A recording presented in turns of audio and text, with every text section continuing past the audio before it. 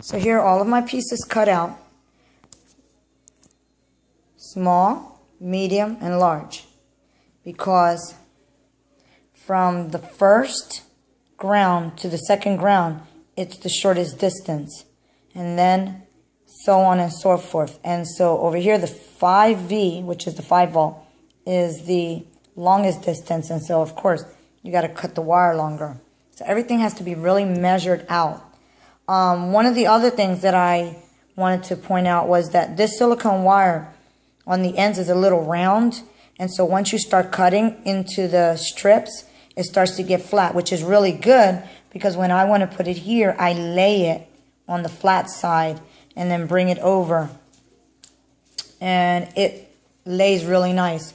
So I'm just trying to add everything that I take notice of so that when someone else builds this, they will have all this information. Now it's time to solder.